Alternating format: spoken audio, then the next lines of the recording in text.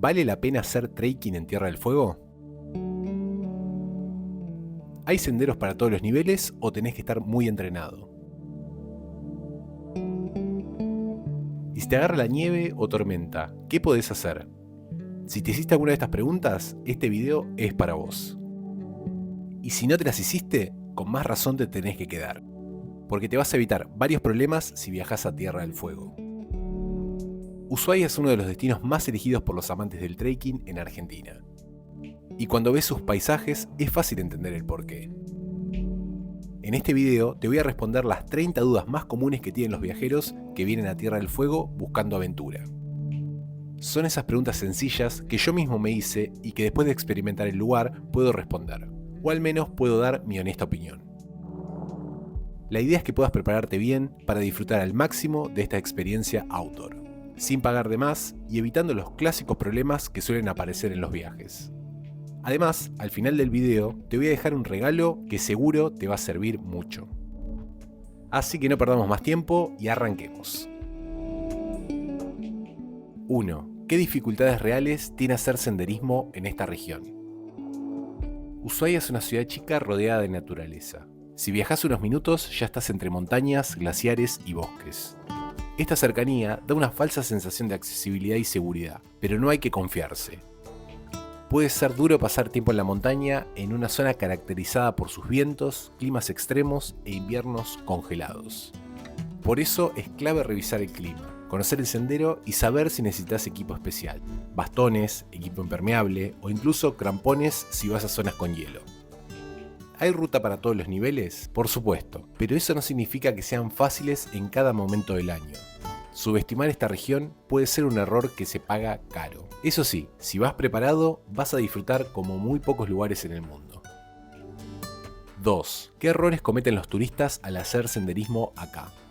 Uno de los errores más comunes es salir mal equipado, calzado que resbala o se rompe, poca ropa de abrigo o camperas que no son impermeables. Y con el clima de Tierra del Fuego, mojarse con el mínimo chaparrón implica estar empapado, con frío y en época de bajas temperaturas un riesgo alto de hipotermia.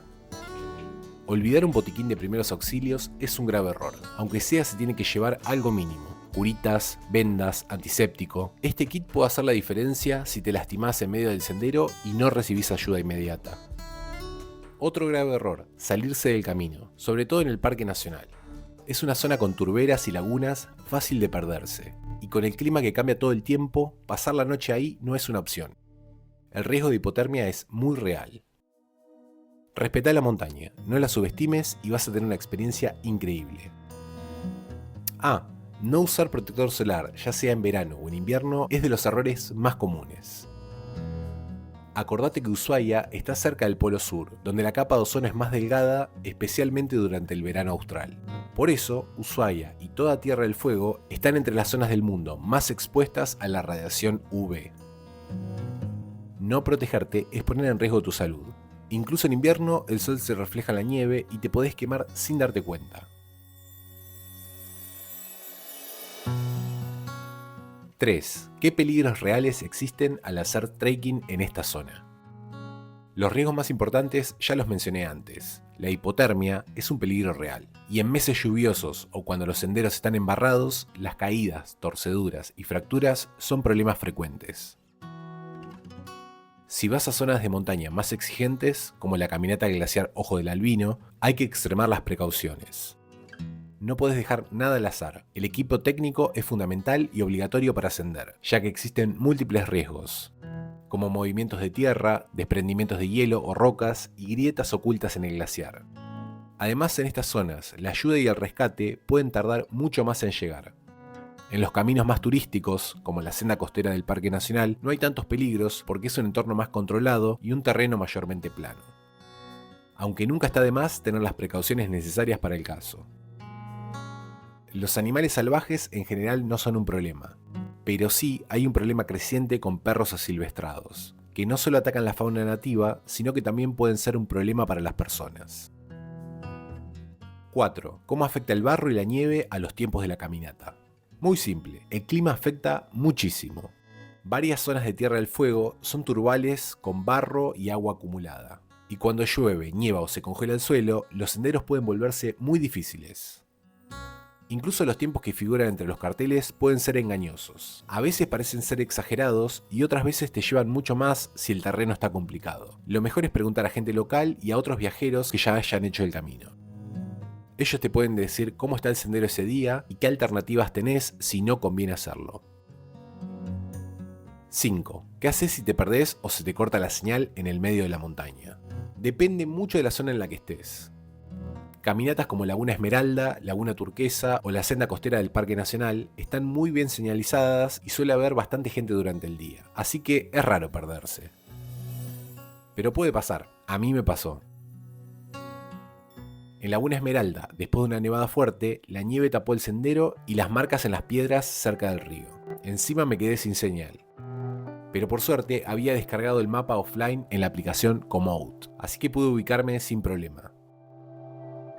Mi recomendación es simple, descarga siempre el mapa antes de salir. Siempre, siempre, siempre. No cuesta nada y puede hacer una diferencia enorme. Si no tenés mapa y te perdés, trata de buscar señal y llama al 911. A veces en una parte alta del terreno podés conectarte.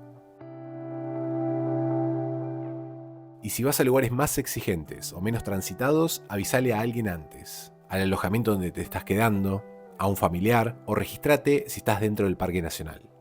Decile qué sendero vas a hacer y a qué hora planeas volver. Y si te perdés y no tenés señal, lo mejor es no seguir avanzando a ciegas. Volvé sobre tus pasos si podés, busca refugio, no entres en pánico y trata de mantenerte abrigado hasta que llegue la ayuda. 6. ¿Necesitas tener cuidado con el mal de altura en Tierra del Fuego? No, para nada.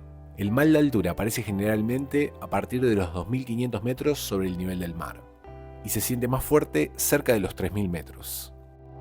En Tierra del Fuego las montañas son mucho más bajas, alrededor de 1.300 o 1.400 metros en el lado argentino y de 2.400 metros del lado chileno, así que no vas a tener problema con la altura. Te lo aseguro. Todavía quedan un montón de preguntas por responder, pero antes quería decirte algo. Si estás disfrutando este video, me ayudaría muchísimo que te suscribas. Viendo las estadísticas, me di cuenta que solo el 3% de los que miran mis videos están suscriptos. Así que si te gusta este contenido y querés apoyar este proyecto, hacé clic en ese botón y sumate a la comunidad de Espíritu Outdoor. Y si ya lo hiciste, mil gracias. De verdad me ayudas un montón a seguir creciendo. Ahora sí, volvamos a lo nuestro. 7. ¿Es Ushuaia un lugar para principiantes del trekking o solamente para expertos? Eso creo que es lo mejor de Ushuaia. Hay opciones para todos, expertos o gente que recién arranca. Si nunca estuviste en la montaña, podés empezar con senderos fáciles como la senda costera o Bahía La Pataya en el Parque Nacional. También podés sumar la cascada Velo de la Novia, Laguna Esmeralda o Laguna Turquesa, sobre todo en verano y con buen clima. Si ya tenés algo de experiencia, podés probar con el Glaciar Martial, la Laguna de los Témpanos y el Glaciar Vinciguerra. Son caminatas más exigentes, pero muy disfrutables. Y si ya sos una persona con mucha experiencia en la montaña, los dos grandes desafíos son el Glaciar Ojo del Albino, que es técnico y con hielo, y la Laguna del Caminante, una travesía larga y muy aislada. Las opciones son muchas, solo hay que elegir lo que va con tu nivel. 8. ¿Cuáles son los senderos a evitar en una primera experiencia? Ojo del Albino y la Laguna del Caminante obviamente son un rotundo no para una primera vez. Las recomendaciones intermedias como el Vinciguerra o la Laguna Encantada pueden intentarse en verano, aunque va a requerir un esfuerzo extra para alguien que recién arranca. En invierno, directamente evita todo lo que implique hielo, travesías largas o zonas aisladas. Hay muchas opciones más seguras y disfrutables para arrancar. 9. ¿Es necesario contratar guías o se puede hacer todo autoguiado? Todo o casi todo puede hacerse autoguiado. Las caminatas más simples y las intermedias están bien señalizadas y no hay inconvenientes en moverte por tu cuenta. 10. ¿Qué senderos tienen mejores vistas panorámicas sin hacer un esfuerzo extremo?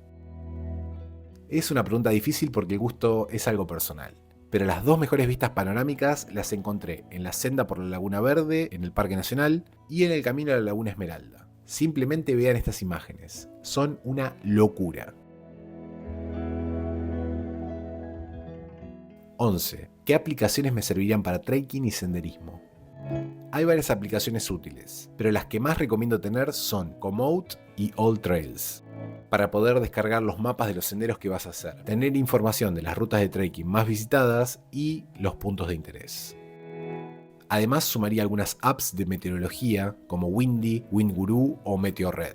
Y por último sumaría una app bastante simple que se llama Argentina Natural y tiene información de distintos parques naturales del país, puntos de interés, flora y fauna. 12. ¿Se puede acampar libremente o hay zonas específicas? En algunos lugares sí se puede, pero en muchos otros está regulado o directamente prohibido. En el Parque Nacional Tierra del Fuego solo se puede acampar en las áreas habilitadas como el Camping Laguna Verde, Cauquenes o el Camping Ensenada. Fuera de esos sectores está prohibido acampar. Saliendo del parque, hay otras zonas de montaña donde se puede acampar libremente, pero se espera que lo hagas con bajo impacto ambiental, sin dejar basura y sin fuego en zonas no habilitadas.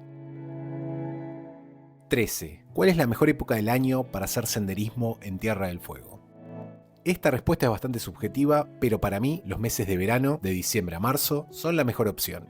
El clima suele ser más estable y lo mejor, los días son larguísimos. Estamos muy al sur, así que puede haber luz hasta las 10 de la noche. Eso te da un montón de tiempo para estar al aire libre y disfrutar sin apuro.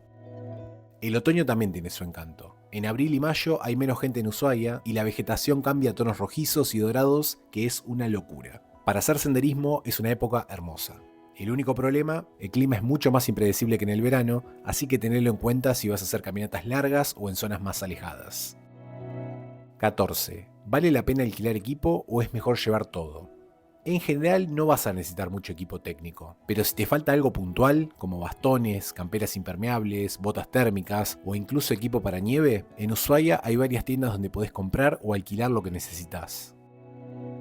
Algunas de las más conocidas son Cumbre, Ushuaia Extremo, Ulihuaya 1326 y La Brecha Outdoors. 15. ¿Qué alimentos o snacks son ideales para llevar? Siempre es bueno llevar alimentos que te den un extra de energía y que sean fáciles de guardar y comer durante la caminata. Lo más práctico, frutos secos, frutas deshidratadas, barritas de cereal, chocolate amargo y si hace frío, algo calentito en un termo, como mate, té o café, suma un montón. Y si el día acompaña, un poco de queso y salame en la montaña no falla. Nada como una picadita con un paisaje increíble para recargar pilas. 16. ¿Cómo armar un itinerario si tenés solo 3 días en Ushuaia? Con 3 días creo que es suficiente para hacer los circuitos básicos. Mi consejo personal es dedicar un día a recorrer los distintos senderos en el Parque Nacional, el segundo día subir al glaciar Martial o al glaciar Vinciguerra y terminar el tercer día visitando Laguna Esmeralda o Laguna Turquesa, o incluso ambas, ya que están bastante cerca entre sí. 17. ¿Cómo podés llegar a estos senderos si no tenés coche propio? Lo mejor es que la mayoría de los senderos principales están a menos de 30 minutos en auto, así que moverse no es un problema. Cualquier taxi o Uber te puede llevar, y es muy común coordinar con ellos para que te pasen a buscar a la vuelta. También desde la terminal salen varias combis y buses que van al Parque Nacional y a senderos importantes como el glaciar Martial o Laguna Esmeralda. 18. ¿Qué fue lo que más me sorprendió? Definitivamente el Parque Nacional y todos sus rincones. Es un lugar con una combinación perfecta. Bahía costera, bosques, turberas, lagunas hermosas y picos con glaciares. ¿Qué más se puede pedir? 19. ¿Qué tienen de especial los glaciares de Ushuaia? Su accesibilidad. En otros lugares, ver glaciares suele implicar largas distancias, mucha altura o un gran esfuerzo físico, y no todos pueden hacerlo. En Ushuaia los tenés muy cerca, y con un poquito de esfuerzo podés llegar a caminar sobre ellos. 20. ¿Qué tipo de fauna me encontré? Súper variada. En la bahía, a lo lejos, llegué a ver la silueta de una ballena. En los senderos me crucé con conejos y en muchas zonas de lagunas vi castores y sus represas. También sobre mí pasaron aves como cormoranes en la costa y carpinteros gigantes. Algunas personas también llegan a ver zorros colorados fueguinos o guanacos. Y si haces una excursión en barco por el canal de Beagle, podés ver pingüinos y lobos marinos. 21. ¿Qué senderos están más aislados y son ideales si buscas soledad total?